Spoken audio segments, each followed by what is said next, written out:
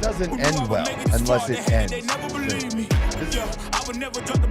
Can't just report the fucking obvious. I don't care what a critic got to say, I got them picking up the pieces. That mean you really playing with your life, I'm about to come and just a motherfucking jump. Just go.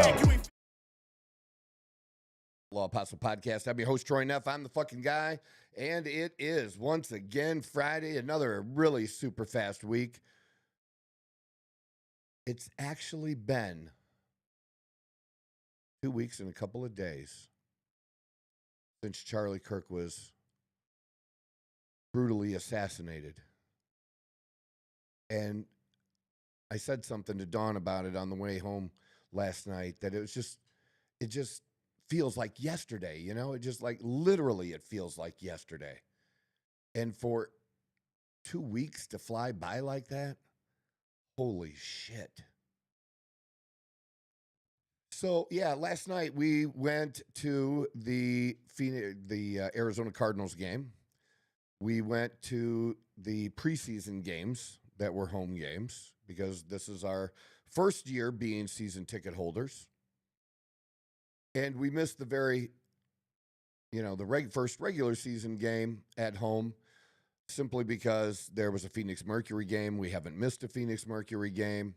We went to all 22. We're now in the playoffs, and I didn't want to miss it. You just don't invest that and then get to the playoffs and say, I'm not going to show up for the playoffs. So we did. That was a loss, but they were able to pull out the win in the first round, and which the first round is actually quarterfinals of how they do it. And now they're in the semifinals. And after the first loss to the Minnesota Lynx, I was like, I don't know. This is not going the way that they're capable of. And then for them to come back in game 2 earlier this week on Wednesday and be 20 points down in the middle of the third quarter. Remember, we've talked about it before. Their quarters are only 10 minutes long. So crazy to me. Right? And so if you're down 20 points in the middle of the third quarter, you basically got 15 minutes to come back from 20 points down. That, my friend, is not easy. And they did it. And then how they did it, well, they first tied it at 70, then went back down and ended up tying it again at 76 to send it into overtime, and then did win in overtime. Very impressive. Very impressive how they pulled themselves out. So now we're in Phoenix, baby. We're in Phoenix tonight, so we'll be doing that. But again, the Cardinals game last night, it was not a good game for most of the game for the Cardinals. It didn't seem like. And the Seahawks should have been up by more. They made some mistakes that were really pulling them back. And missed field goals, and they should have put the Cardinals away, honestly. And I really didn't believe when the last chance the Cardinals have is with about 6-7 minutes left, something like that, and they need 2 scores. And you're like, that's not a thing, right? 2 scores, they're not. But they do it. Unbelievably, they come back and tie it up.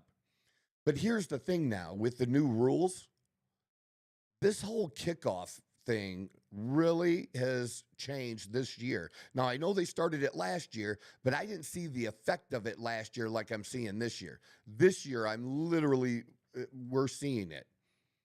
It's really bad if you punt the ball, or not punt, if you kick the ball out of bounds on the kickoff, Not straight through. If you kick it straight through, that's fine. Then I think they put it at the 30 or 25 or 30. But if it goes out of bounds because you're trying to angle it for whatever stupid reason, which I don't think there's a good reason to do that, because if they get the ball at the 40. So if you just tie it up and there's 30 seconds left, 30 seconds is enough time to go from 40 to 40 and kick a field goal, right? Yeah, and that's exactly what happened. And they win it in the final 2 seconds on a field goal. The guy had missed a 54 and then makes a 52 to win the game for the Seahawks. So just crushing. And I got to be honest, because I am a Steelers fan, and my big love is the Steelers. My big hate is the Browns. And they pretty much feel the same way about us. If you're a Browns fan, you love your Browns. You're very dedicated fans, because some of the most dedicated in the NFL, because you have to be, because your franchise is horrible. We used to say that about Detroit fans, but Detroit fans have finally been rewarded. They're loud and proud now, and good for them. They deserve that. And Browns fans deserve better. But now my hometown team, and I have adopted the Cardinals. They'll never be my number one. But we love football. We love going to the games. We're supporting the Cardinals. We're cheering for the Cardinals. So I'm in on the Cardinals. And I'm just learning more about the rivalries. But what really sucks, and I think I've probably said this before, and I have been to a Cardinals-Seahawks game before here in Phoenix. They are some of the most annoying fucking fans. And I mean that in the nicest way. Just they're squawking, and this is on Cardinals. The Steelers travel well. So you go to any city to see a Pittsburgh game, in Pittsburgh visiting anywhere, there's going to be a huge chunk of Steeler fans. They're going to buy some tickets. And the thing is, if you don't like the opposing team coming into your house like that, don't sell your tickets. Show up to the games. But I think there were times last night it was louder for the Seahawks than it was the Cardinals. There were that many Seahawk fans there. Almost like it felt like 50-50, to be honest with you. That's not good. But so I'm starting to develop this I don't like the Seahawks thing. That might become a thing for me now. And then we're going to see them every year because we're in the same conference. One home, one away. Ugh. Got David Erickson saying, "Morning, Troy. Dave from Nando's here." Dave, appreciate you, man. I think, I met him when I had lunch. That we started talking. Yeah, much appreciated, my friend. Glad to have you here.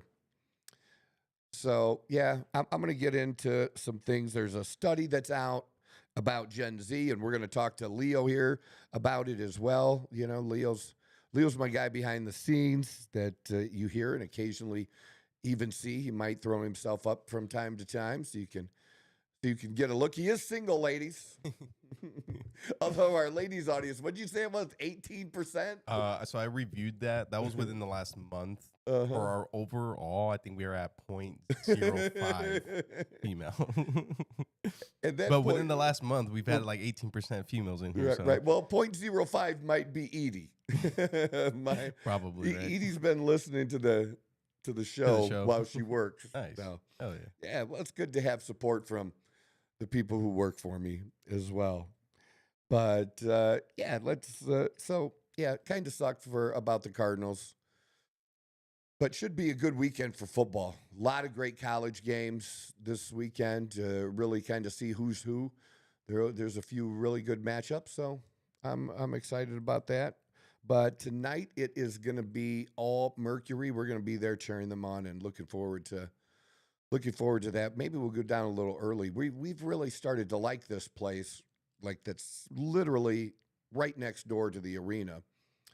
on the corner called Willie's Tacos. And for any of you that are in the Phoenix area, if you get down to downtown Phoenix, and great place to, drop in for some Mexican food. Basket, it's super casual, but it's really good, really good. And the people that operate it, we've been there a few times now. They're just really good people, and I like that too. So gets my recommendation. So the Gen Z, this is kind of a thing now where there has been a focus on population, right? And I've paid a little attention to it. The country is blowing up with immigration, legal immigration, besides illegal immigration. The same thing has happened in Europe, and it's changing things. And, things aren't great in Europe either when it comes to immigration. If you take a look, I mean, we typically focus on ourselves here because we should, but it's an issue around the world. And what faith you are seems to play a fairly dominant role in how many kids you're going to have. And I believe those who are of the Muslim faith, right, that they seem to have more kids than everybody else. That's a big one. Here in the United States, and Japan is having an issue. We're not producing enough babies to really take care of the generation that'll be getting older and replacing them. And it's not just faith. Faith is certainly a part of it.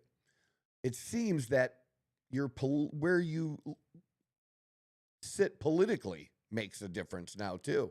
So this just came out, and some are talking about it, this NBC poll of Gen Zers. Now, I think Gen Z is somewhere around 13 to 29 years old, but they focus on 18 to 29 here because they're focused on the voters who can vote. So of the Gen Z that can vote, like 18 to 29, so that puts you there. You're Gen Z. I am Gen Z. You are Gen Z. And Gen Z, I might be able to change things. But Gen Z, when it comes to men who want to, what their priorities are, right? Get me back to the top. To the top? Yeah, let me see. No, not that top. That top. There we go. The gender divide. Gen Z men and women continues to deepen. The poll shows that Gen Zers are split beyond just political beliefs, but that is big, with cracks appearing when it comes to how they view success and key life decisions, including marriage and kids. America's youngest generation has long been reckoning with an ideological divide, as young women tend to lean liberal while young men skew conservative. And here's the thing. When we take a look at this, who are Gen Z men going to marry? Because I don't think Gen Z men are really going to be that attracted as a whole to Gen Z women. So y'all are going to have to go older or younger. Unfortunately. I will let you know Tony is ready to go whenever you are. He is? All right. Let's go to Tony in just like a couple minutes. I'll wrap this up. Perfect. And my friend Tony Gonzalez is going to join us on the program, and we'll maybe even bring him in at the end of this, see what he has to think about this. The divide comes as Gen Z increasingly struggles with loneliness. This study declared Gen Z the loneliest generation, found roughly 8 in 10 members. Wow. 8 to 10 is crazy. Yeah. And, birth rate crisis. And Charlie was a big one talking about birth rate and, how important families are and having kids. So the average rate, 1.6 births per woman now. Well below replacement level is 2.1. We might want to get above the 2.1 and go down a little bit further. So the poll showed the divide most pronounced when the generation was split by their political views and they were asked to rank 13 criteria about their personal definition of success. Young male Gen Z voters for Trump rated having children as the most important thing, number one. That's a little shocking. I would have thought maybe top 3, top 5 for sure, but number one. And I'm just curious how it doesn't list all the different choices here, but for you, where does having a family and getting married, how important is that for you to live a happy life? That like how important it is to live a happy life? Yeah, because I mean, it's not super kids. important. I'll be honest with you, but would I love to have kids in a family? Oh, I would love it. Coming from a Hispanic household, that's like one of the biggest things. Yeah. Like it's family, right? Yeah.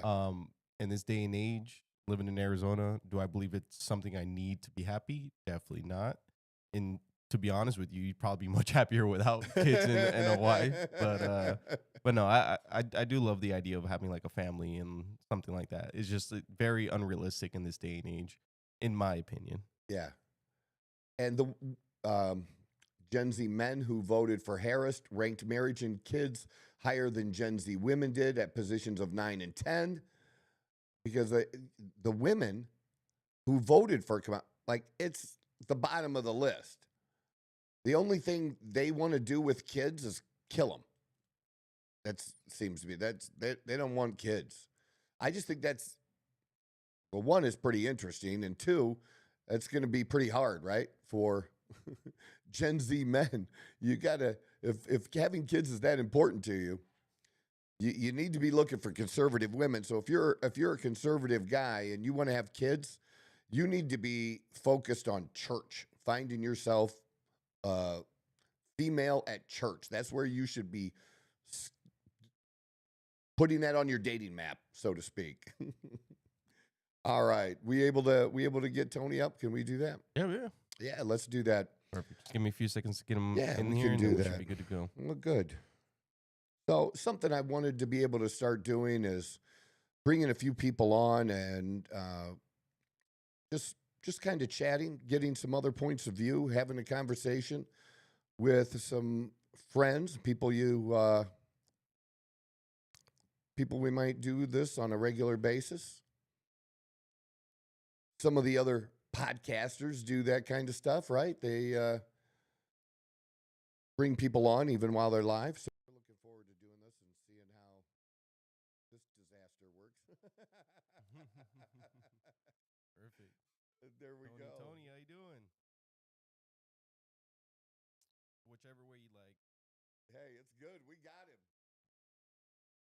Tony Gonzalez joins us on the program.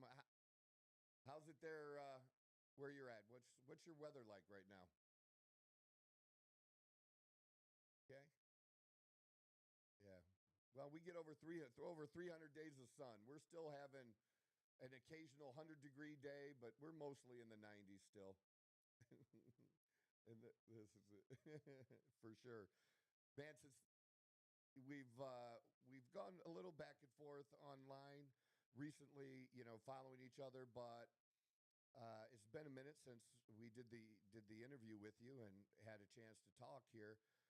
A lot of things have gone on in the last couple of weeks, and obviously we spent a lot of time talking about Charlie Kirk. And at least for me, Tony, I found that this Charlie Kirk's assassination, hit me harder than I would expect of, people I never met.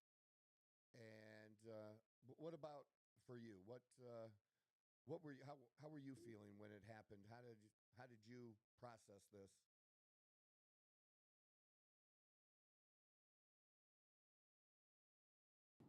Hold on, I got a late breaker over here. Hey, babe, just focus on the road. I'll focus on doing the podcast. If you follow me, I'm really big about the people that are actually in my life. So I don't get into when people post about celebrities passing or people they never met, people they don't know. I don't really pay much attention to that. But I think the fact that this guy was taken out simply because he spoke, that hit hard. I feel bad for his family. I feel bad for his children. Yeah, it hit a little differently. Mm-hmm. Obviously, seeing it was horrible. But to me, they're sending a message. They've sent that message since Jesus. If you talk about things we don't like, this is what happens to you. I don't think that's being talked about enough. The political aspect is being talked about, obviously, but the left truly, and they've shown that in the past couple weeks since, how much they really, really hate Christians. Yes. Yeah. I made a video right after it happened because I had two. Let me say this, because I never knew who's going to hear this. I do have some liberal friends that I absolutely love, that are normal thinking people, in my opinion. Mm-hmm. They're not anti-gun. They're not anti-God. So my question to them is, how do you continue to align with this party? It's got to be harder and harder, right, to align. Now, there's things about our side, as you would call it, conservative Christians, that we got some people that are real dummies. But I don't think it's to the extent that we're seeing, and they may be doing that on purpose. We may be just seeing the ugly side. Because again, I've got some liberal friends that I absolutely love. Sent a long message. So, is it possible to mute that? If you mute your phone, if you pause your phone. I got you. Yeah, I knew this was going to be a challenge. That's all right. We're good. But it's become so obvious to what they stand for, the majority. Not all. It's right. Never all. But a good portion of them, they're anti-God. Believe it or not, they're anti-science, even though they say they're pro-science. They're not. Yeah. I think we're going to a weird place in this country, man. And I've been saying this for years. It's starting to turn. It's going to start getting. I think it's going to start getting really difficult for certain people in society to just go about their business like they used to. I call them the unchecked.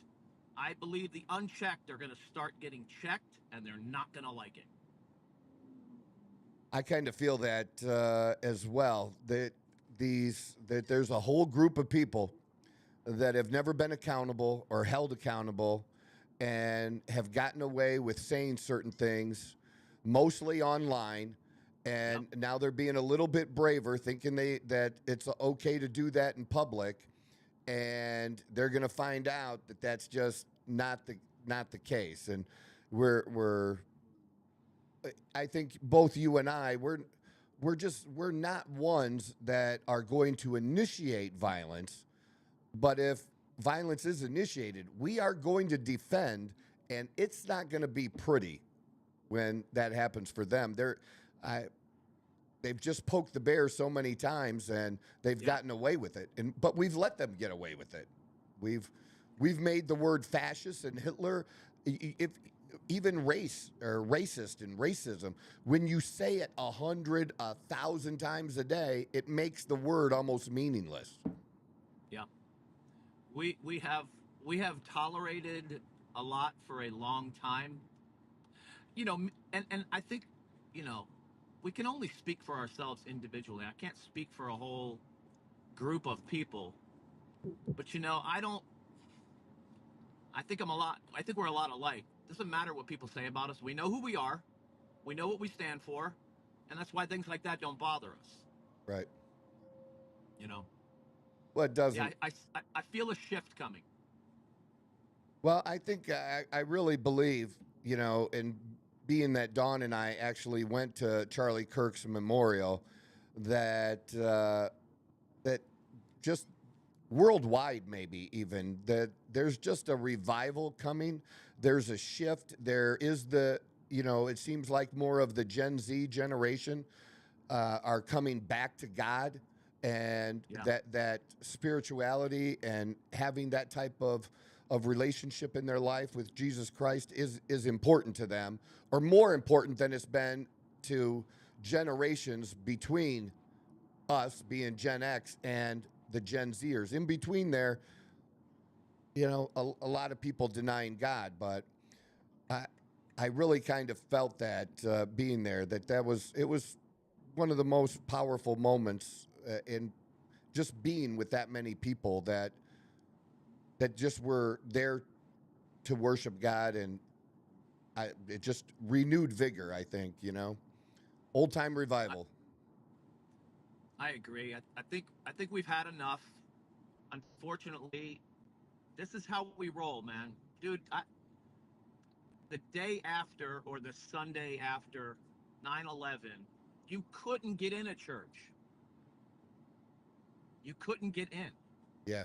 I mean, we went to a really big church in South Florida, and the overcapacity rooms were full, and it took 9/11 to wake people up. And of course, over time people go back to their ways, and the same thing happened here. We watched a man be assassinated, a Christian, for his beliefs, for his opinion, and it backfired on him. I don't know what they thought was going to happen. I mean, all we have to do is look at history. Every time they've taken out someone like this, Jesus, Martin Luther King, Malcolm X, Medgar Evans, all of them, it just lights a fire. So they might want to think of a different strategy. And it's harder. But they can't, because they can't debate. They can't, and it's getting harder for the media to cover up for them in 2025 as they were able to do in the year 2000. That's just not working for them anymore. There's just too much other choices out there for people to get information. They've lost control. They have been losing control of the narrative when it comes to who's doing what to who, and that it's not both sides do it. Yeah, both sides do, but one side is really, it's not even close to being 50-50.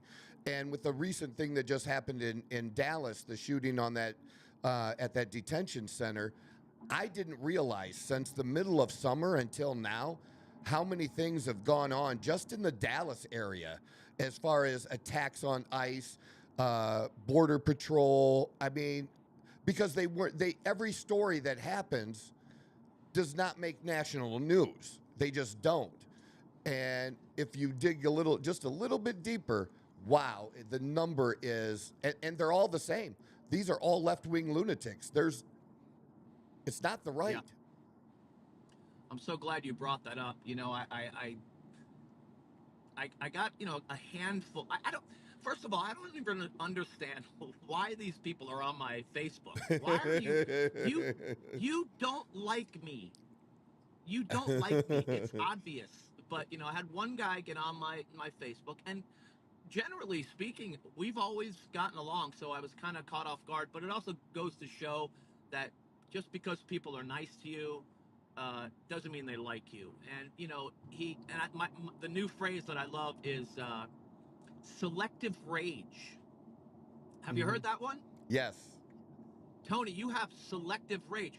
No, idiot. I didn't hear about the congresswoman and her husband and her dog being killed. I didn't hear about what happened in Dallas. Obviously everyone heard about Charlie Kirk. Exactly. So I talked about it. I talk about a lot of things, but just because I didn't hear about it doesn't mean it doesn't upset me. And this is what my response was. All of it is bad. But he wanted to point out that the fact that it always comes back to race. And I'm like, enough with this stuff. But it's like, you only care because he looks like you. if it was one of my favorite black influencers, and I have plenty of them, if one of them was assassinated, I would be equally as upset. But you know, he thinks I have selective rage, and that when it doesn't have to do with someone that looks like me, I don't care, which is completely not true. Just out of curiosity, okay, because I always wonder, at least for myself, I literally don't know where all these white nationalists, white supremacists, the KKK, I don't know where. Where are they? I don't know. Is there really? I just haven't done it yet. Do a little deeper dive with AI and see, based on government statistics or who's ever trying to track that kind of stuff, if there's been any growth. Back when I used to live in Toledo, Ohio, Tony, about every 5 to 10 years, there would be about 7 to 10 KKK members or Nazis that would come in with swastikas. They would get a legal permit to march, and swear to God, there'd never be more than 10 of them, but they would always do it in a shitty part of town and stir things up. But that's... nobody's ever asked me to join. Right. It's not newsworthy. Dude, I remember when I was like 15, I grew up in a town called Margate, Florida, right outside of Fort Lauderdale. And it's funny you just said what you said, but there was a KKK rally, and everyone that went to it was anti. Right. We didn't want them there. As a matter of fact, it's so funny, man. God, exactly. I wish I had an iPhone back then. Obviously, we didn't have iPhones back then, but I remember pretending. God, I think about how I was even busting balls back then. But I pretended that I was interested in their information, and I asked for like a pamphlet. And when he gave it to me, I tore it up in front of him, and the guy wanted to fight me. Like he physically wanted to come after me, but that was in the 80s. Yeah, I just don't see them, and they see white supremacists literally at every turn. I mean, and if you talk about issues like DEI, and you're a white man, you're immediately their first comeback is all racism. That we're racist. Right. So we can't have a discussion about that? You can't oppose DEI and not be a racist? It's a word, like you said earlier, a lot of words now they don't have the effect, they don't have the real meaning. They don't know the real meaning behind it. No. Having an idea, having a disagreement doesn't make you a racist. It makes you a critical thinking human being, and you're allowed to. And the interesting part is, there's certain groups that are allowed to have any opinion they want, and you can't call them anything. There's pushback. We're starting to push back and hold these people to the same standard that they hold us, and they don't like it. No, and I don't even know if it's they don't like it. They don't know how to handle it. They're like when the one guy got on my Facebook page and started, with the whole selective rage and why weren't you upset when this happened and why weren't you upset when this happened? People that normally wouldn't chime in for fear of being called a racist. Yes. They started chiming in, and eventually this guy just stops. He stopped commenting. He stopped, coming back and saying what he had to say. And I think it's partly because he's not used to that. He's used to saying what he wants, and no one responds to him because they don't want to be called a name. And even this shooting, all of this is about putting fear in people, because Charlie was becoming so successful with these, events that he would have at these college campuses. And Riley Gaines, you're familiar with Riley Gaines? She was a swimmer that swam against the trans guy, and she was recently at an event with Charlie in the last couple of months, and she's like really pregnant. She's like ready to have a kid any week now. Right. But she was there. But I was thinking, if they continue to do these events, what if you're Riley Gaines' husband? Do you, after she has the baby, do you really want her going to one of these open air events when you have a small child? Yeah. It's just because do you want to take that risk? And you have to think about that. Probably not. I mean, I know I wouldn't, but with social media, I don't even know if it's necessary. That's the beauty of where we are today. I just posted something the other day on my Facebook, regarding how there are hundreds of, if not thousands of videos of me that after I'm gone will live on forever. So what's sad to me is we have this device right here. Everyone has one, but people are afraid to use them. You know what I'm saying? Yeah. So my point is that you can talk to the world for free. You don't have to go out into a stadium and take your life, you don't have to put your wife or your life at risk. You can do it from a phone. And I think that's going to be what a lot of these guys, Candace does it, Ben Shapiro, I think they're going to slow down on the public stuff.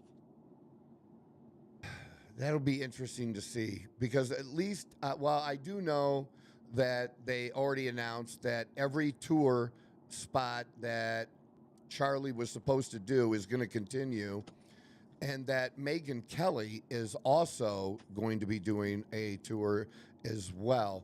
And I think she's going to help them on some of theirs. And they just had one. So, yeah, they didn't want to cancel them. And there is something, too, about, you're absolutely right about using your camera, using your phone.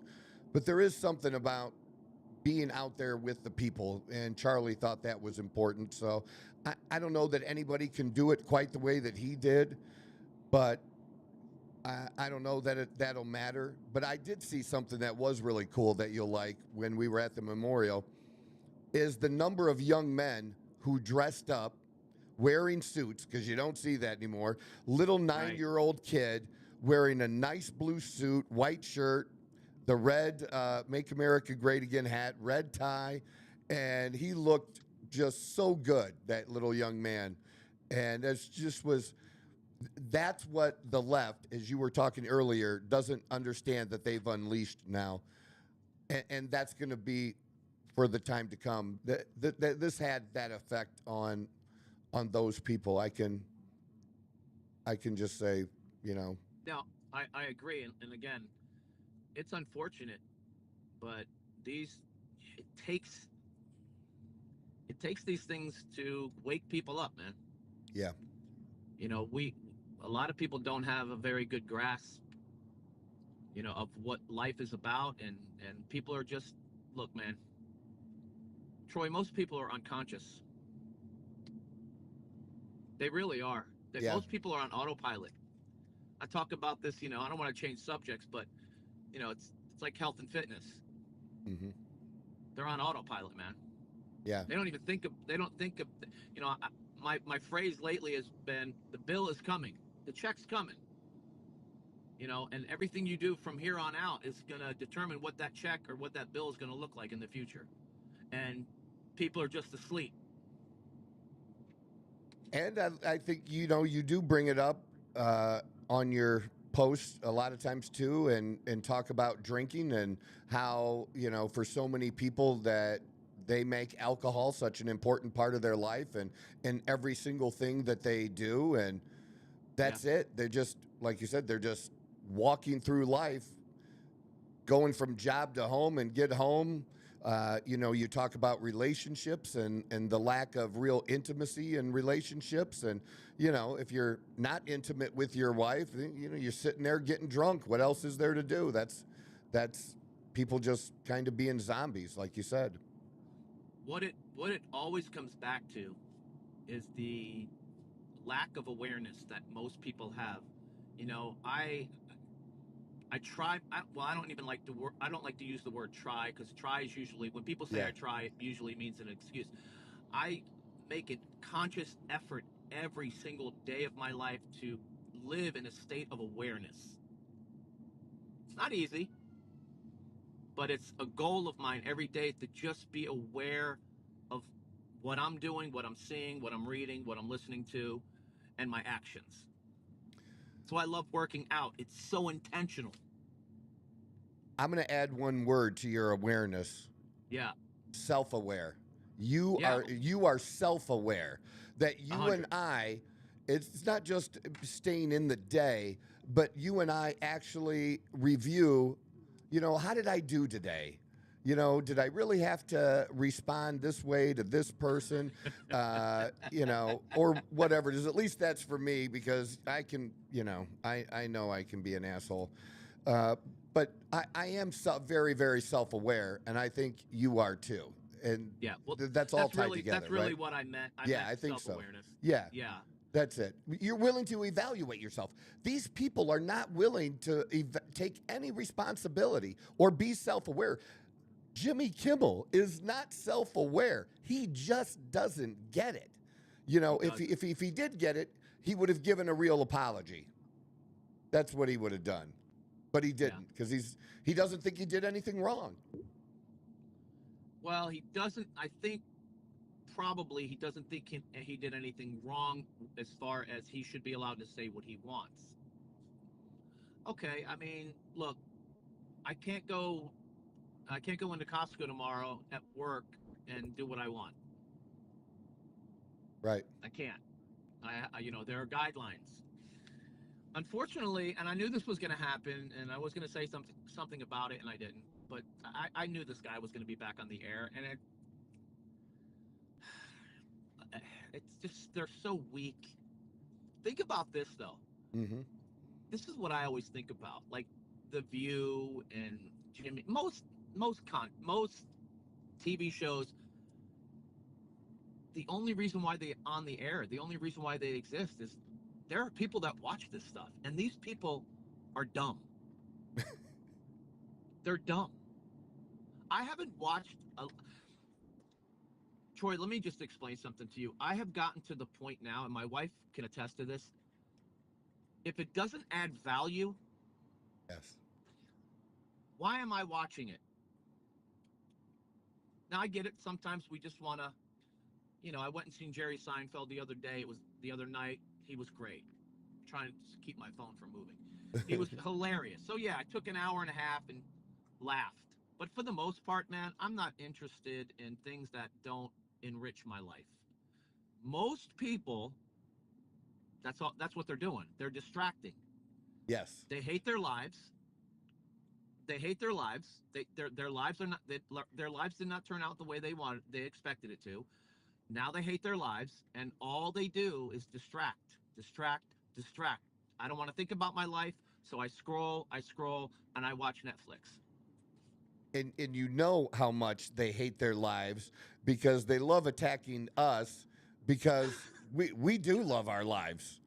We are happy in life, and you know what we're doing. That irritates people, bro. Oh, so much. Holy shit, right? Like, yeah, wow. It's always been interesting to me. I have, as far back as I can remember, I have never been a hater or jealous. You know, when I was young, we didn't grow up with much, dude. We really didn't. I mean, we very lower middle class at best. But I did have friends that, you know, their parents made decent money, and I would go to their house, and I don't ever remember feeling lack or jealousy. Mm-hmm. So that's why it's so hard for me to comprehend when people hate on me. Like, why? and I always do this, man. When someone gets on my Facebook and hates on me, I go and look at their profile. Uh-huh. Not one time have I ever clicked on someone else's profile and I can immediately tell they were doing better than me. Ever. They're never in a good relationship. They're never happy. They're always complaining. So yeah, that's why. And it's funny too, like how often do are their profiles locked?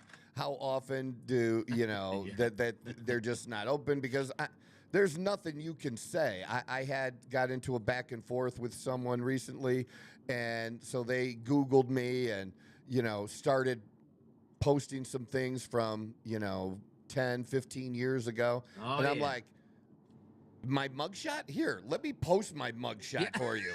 Because I've posted it before and people have seen it. Like, I'm open about this. Or even our our testosterone. Yeah, you think you're gonna insult me because you're gonna say the word steroids? Are you kidding me? That's a compliment. Yeah, that's a compliment. It used to bother me. Now I'm thinking, okay, well, you're basically saying I'm jacked. Okay, cool. Yeah.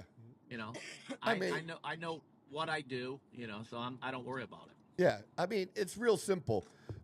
I know that the environment and our food has been affecting men to a greater degree than ever before in their testosterone levels, and that men younger and younger now are having truly low T issues. And it doesn't make me less of a man because my body isn't producing that testosterone at 800-900 total test. If I have to shoot it to get there, who cares? Health, it's one of the healthiest things we can do to be a man, because testosterone, as I say over and over again, testosterone is what makes a man a man. So, yeah, you can't insult us with that. That's not going to work. I don't think I have ever, not that I do it a lot, but I don't think I've ever been insulted for posting a video of me doing a shot of Fireball. People are cool with that. Right. But when I tell people I'm on TRT, I got, you're on steroids, you're on gear, you're cheating. I'll tell you what's my favorite, Troy, and I don't know if you do the same thing, especially on TikTok. I would say 9 out of 10 times when I got a guy that's hating on me, I will go and I will look at his profile, and the profile picture is either a cartoon, right, or a dog. And I say the same thing to these guys. Look, this tells me everything I need to know about you. You hate your life. Yeah. And they got 10 followers. Yeah. Well, my favorite too is content. When I got a guy that has 300 followers, minimal content, but he wants to tell me what I should do with my content. Like, dude, I have almost 93,000 followers just on TikTok. Right. You're not gonna give me advice, nor would I take it from you. For sure, man. Well, I hope we get to do this more often. When you're available on Fridays, would love to continue to have you back, Tony, and just chat. It's good, at least for me to bounce things off of other people, and I appreciate you and like what you do, and give. I appreciate it. So, people can find you Instagram. Where else? Instagram is Old Man Muscle 01, and TikTok is Old Man Muscle 01 as well. All right, and then you can put that down below for us, right? You can put that somewhere for us. If they search Old Man Muscle on TikTok, it's the first one that pops up, but it's Old Man Muscle 01. Okay. And Instagram, I believe, is the same thing. Hey, by the way, I really like your setup, dude. Thanks. We're working on it. It looks awesome. Yeah, it looks great. We're trying over here, man. It's a grind, but I got a little renewed vigor here with all this happening. That it just takes time, and even one last story for you. So when we got there the other day for the memorial, and we were able to get in, one of the last groups of people to get in, they shut it off about 10, 15 minutes later.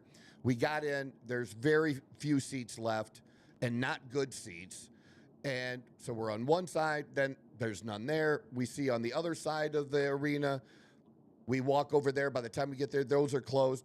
We're really getting ready to walk out of the building, and go to the overflow at Desert Diamond Arena. And I'm looking down. I said, why are they not opening these seats down here? And right then somebody said, oh, you can come down right here. They're just opening those up now. And it was a way better seat than what we would have had. And for me, I just felt like that was God, and God telling me, just trust me. I have a seat for you, Troy, and not the one you want for yourself, Troy. I have a better seat than what you even wanted for yourself. And I believe in that kind of stuff. So that just told me, like, absolutely. Yeah, your podcast may not be where you want, but you keep working at it. Keep working at it, and when you're ready, it'll be there for you. So, real quick, I heard something actually on TikTok, and I love the analogy that this person gave. If you offered someone to play the lottery every day for free, would you do it? And of course, everyone was like, yeah, of course I do it. He said, that's what social media is. You're literally playing, every time you post, it's like playing a lottery ticket, because you never know what video. I mean, I've had a couple of viral videos, and I thought they were stupid. It's funny. I'll post a video and I'm thinking, okay, this is profound. Like, what I'm talking about is really going to hit home. 300 views. Interview some guys in the gym about how many hours a week they work, which I thought was kind of silly. Yeah. 5.1 million. Yeah, I remember when that one blew keep up. Doing what you're doing, because eventually, it's going to hit. Well, I appreciate it. Thanks, man. And you and Jen have a great weekend. Tony, we'll talk again real soon, brother. Thank you very much. All right, Troy. Peace out, man.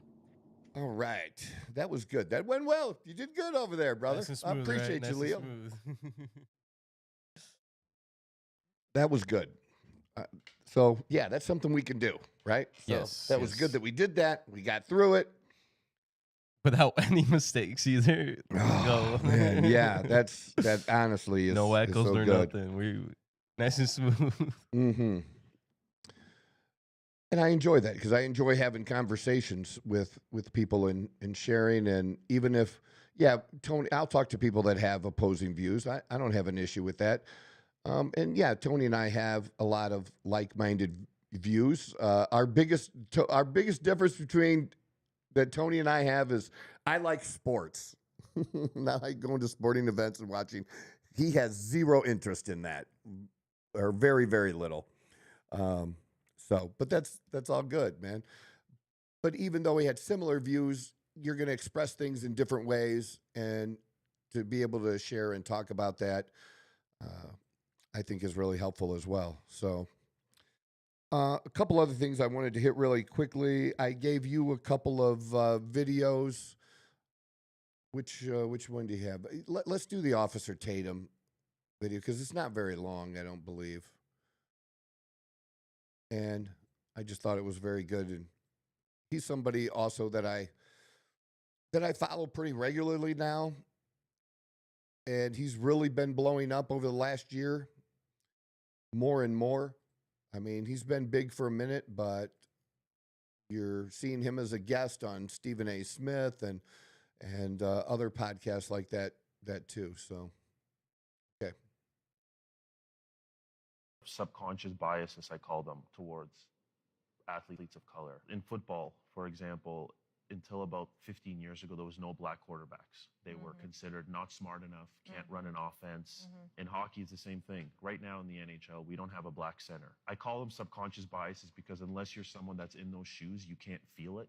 It's really hard to explain it to somebody that's white about how you feel like you're being treated different. See, he all mixed up on the inside. That's why he talking like this. Listen, the reason why there weren't black quarterbacks, because if you can run a 4.3 and you can catch, you're not throwing the ball to nobody. You catching the ball. If you can run a 4.3 and you can't catch, you're probably playing defensive back. You're not playing quarterback. Stop making it up.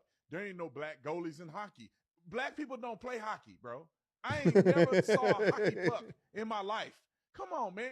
Everything ain't racist. Everything ain't about race. Dang. Really, bro? A little bit, but there's a lot Yeah, of subconscious bias. I just thought that was a really interesting take. And, what he brought up about hockey, you don't see it. Hockey is a very expensive sport. Very expensive. Is it really? Yeah.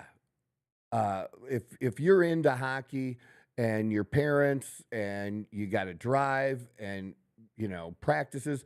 I mean, when I was growing up and even today, there's ball fields everywhere. Baseball. Mm-hmm. There are playgrounds everywhere with hoops. You can just it's a ball. You need your own ball. You don't need your own net. You don't need your own court. You can go find one. And you might be able to even walk to it, right? Or you might put one in your driveway, a backboard, right? You're not putting an ice skating rink in your yard. Not in Arizona. Wear some skates. Yeah, that's some roller skates. Yeah. It's just not a thing. And so to get involved in that sport is very, very expensive. And it's just not of interest to some people. But there are black hockey players. If you do have an interest in it and your parents do have the money, you can play. But I just thought I like what he does and when he talks about race because he really puts things in perspective. Take it for what it's worth. If you want that kind of content, check out Officer Tatum. A lot of people are. And since you put it up, I'll show that. The game last night, should have done that when I did that at the beginning, have you pull that up. I did a 5-pick parlay. Marvin Harrison, over 50 yards. Kyler Murray with 1 touchdown. Sam Darnold with the touchdown. Trey McBride with 5 receptions. I don't know what he ended up with, 8 or 9, maybe even more. He was on fire last night for the Cardinals. And then Smith and Jigba, 80 yards, right? He needed to get 80 yards. I missed winning this bet by 1 yard. He had 79. Not the first time there's 1 yard. I was 1 yard short, dude, from winning that bet. Like, how does that? So it was like the 0.5 or whatever it is, like that last little bit that you need. Jeez, dude. I just needed a yard. That's it.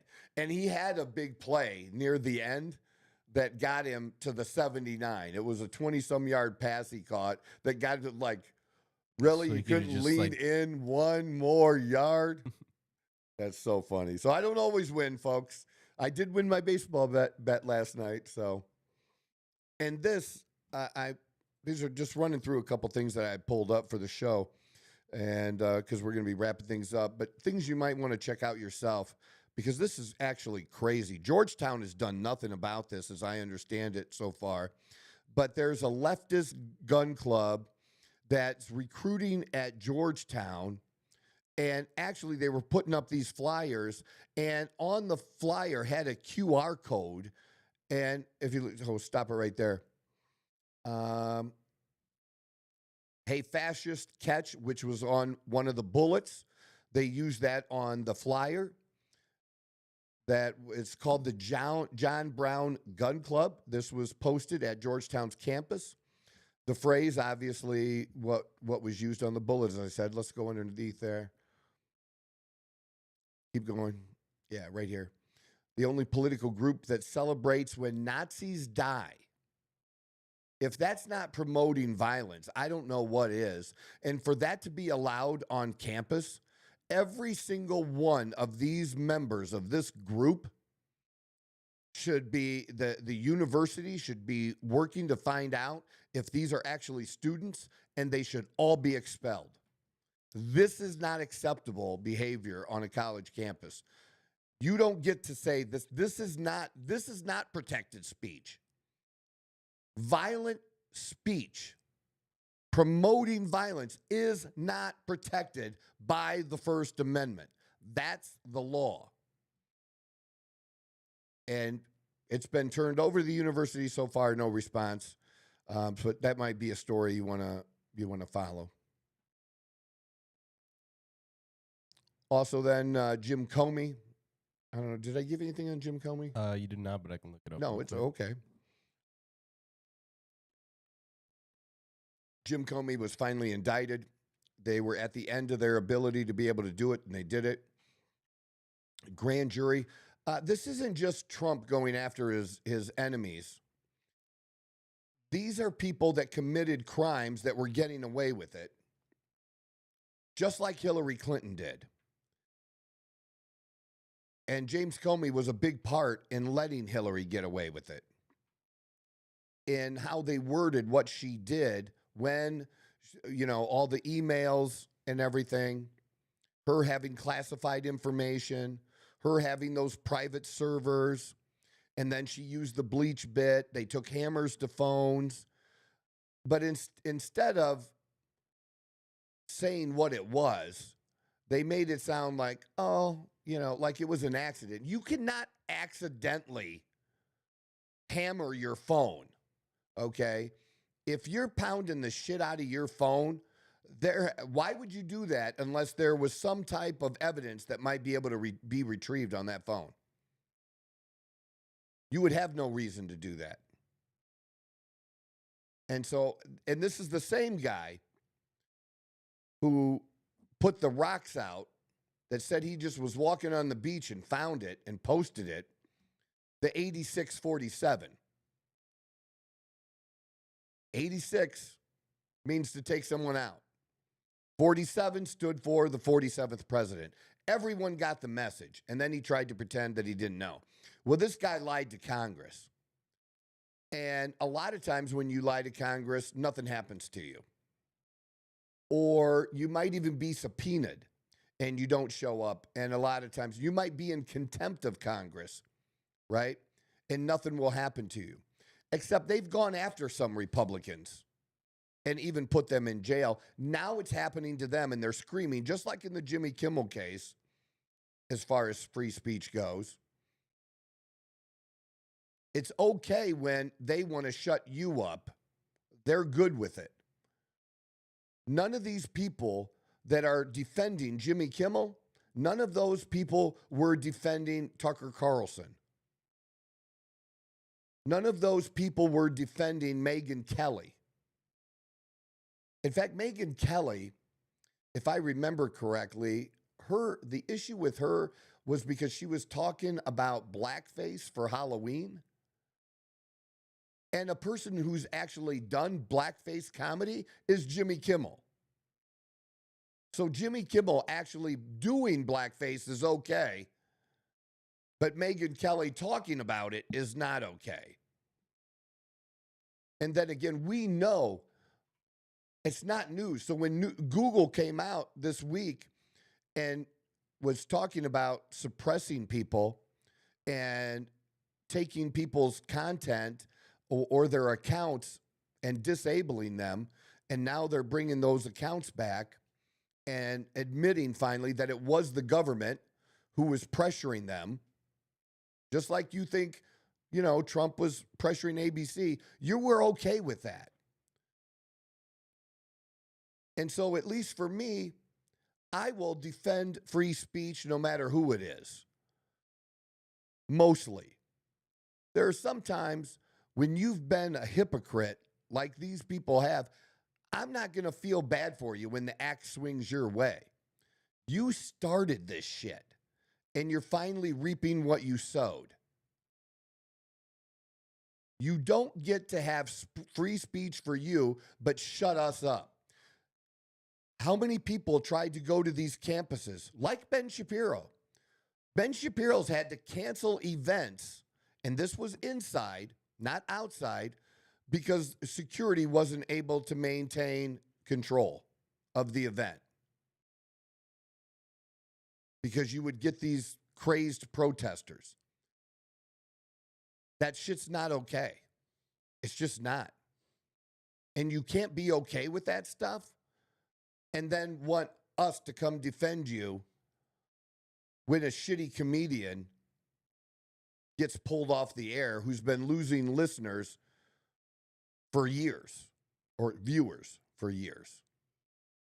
Not going to happen. So the Tyrus, do you have the Tyrus video? I want to end with that one, put that up, because this is also still in the line of talking a little bit about Charlie Kirk. And I don't know if I knew this about Tyrus. I didn't know what his faith was, and he's not a Christian, so he doesn't believe in God, and I think that's also what makes it important. I didn't get anything. What I should I didn't look send up? it to you? I did not. Either that or I didn't send it over to myself. Let me double check. Let me see if I sent I do not. Nope, have I it, didn't no. give it to you, did I? I can't believe I didn't do that. That was my bad.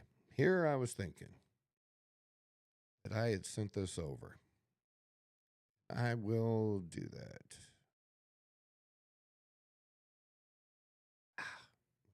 Don't do that. Do this. Copy. Then go to Leo.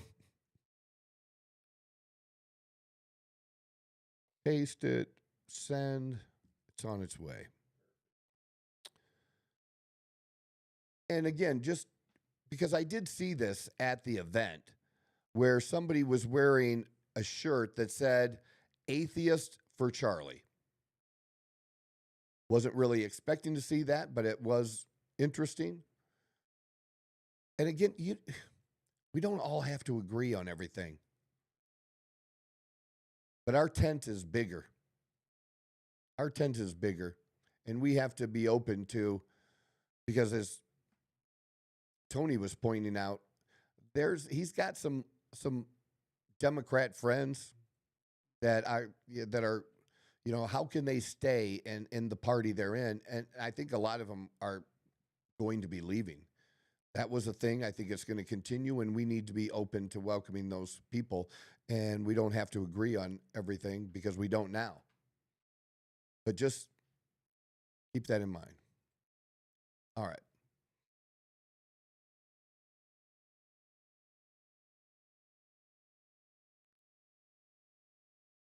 I'm not a religious person.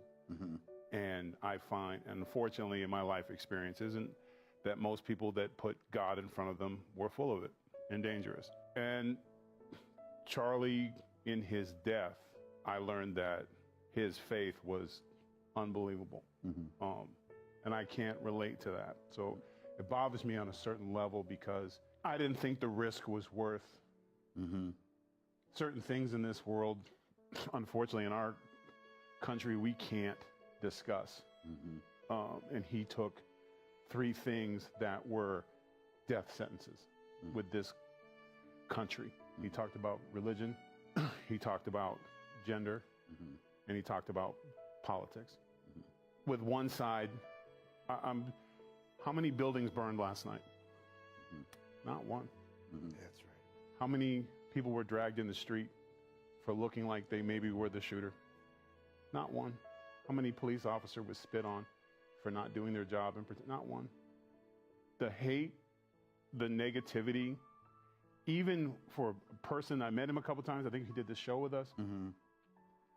But the things that him and I have in common, his little girls are never going to see their dad again because he had principles and accountability. And that used to be something in this country that we admired. To be different, to speak your heart. And he did something that most of us, he had a patience that I didn't understand. Yeah. This dude would give the microphone to any that would want to say anything. Yeah. We won't even let our audience talk. Yeah. You know what I'm saying? Like, and they might be saying, Tyrus, I love you. Get out. And he would give the mic knowing that they were there to call him every name in the book and this, that, whatever. Like, I just, for a guy who didn't buy into the religious thing, and that's me. I'm not going to lie. You just can't lie about these things. I didn't understand his commitment. And I really wish I would have learned the lesson better than in his being murdered, unless he was murdered. And the side, I don't think they're going to get the result that they wanted because they didn't get the violent response from the MAGA. Yeah. But you just inspired millions of Charlie Kirks. So you couldn't stand him. Yeah. I hope they finish his tour. I hope people of faith that they continue his tour, they continue his legacy, and they'll be wishing that they just had the one big voice, because I really think he's going to inspire a generation. You know, this has been. I just thought that was really honest, really real, very deep felt. Wanted to share that. I knew that might be something everybody didn't see. All right. So that's a Friday for us, people. Instagram, TikTok, X. Follow me on there. And here, if you're still here, hit that subscribe button. Do me a favor. All right. Have a great weekend, y'all. God bless. This is the Outlaw Apostle Podcast. I'm your host, Troy Neff. I'm the fucking guy. Whoa! Who knew I would make it this far? They hated, they never believed me. Yeah, I would never drop the ball. I know I make it look easy. Yeah. Mayweather with the defense. I don't care what a critic got to say. I got them picking up the pieces. That to me, you really playing with your life. I'm about to come and run it all back. I'm the new era, about to snap.